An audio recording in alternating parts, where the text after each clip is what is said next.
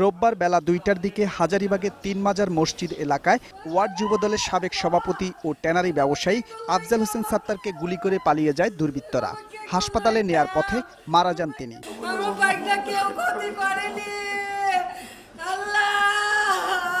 রাজনৈতিক উদ্দেশ্যে তাকে হত্যা করা হয়েছে বলে দাবি পরিবারের। তাকে রাজনৈতিকভাবে হত্যা করা হয়েছে। সে কেন বিএমপি করলো? তার অপরাধ সে বিএমপি করা, বিএমপির সৈনিক। একটা হোন্ডা দিয়ে আইসা কয়েক রাউন্ড গুলি করে ফেলে চলে গেল, হোন্ডা টান দিয়ে সোজা ওদিক দিয়ে বের হয়ে গেছে ৩ মাজার মসজিদের সামনে দিয়ে। তদন্ত করে এ বিষয়ে ব্যবস্থা নেওয়া হবে বলে জানিয়েছে পুলিশ। তদন্তাধীন আছে, আসলে তদন্ত না করে কিছু বলা যাচ্ছে না। এদিকে রাজধানীতে অভিযান চালিয়ে 4টি বিদেশি পিস্তল, 6টি ম্যাগাজিন ও 27 রাউন্ড গুলি সহ 3 অস্ত্র ব্যবসায়ী ও 4 ছিনতাইকারীকে গ্রেপ্তার করে গোয়েন্দা পুলিশ। ছিনতাইয়ে অংশগ্রহণকারী 4 জনকে গ্রেপ্তার করতে সমর্থ হই। ছিনতাই কাজে ব্যবহৃত 2টি মোটরসাইকেল উদ্ধার হয়। গতকাল রাতে আরেকটি অপারেশন আমরা পরিচালনা করি।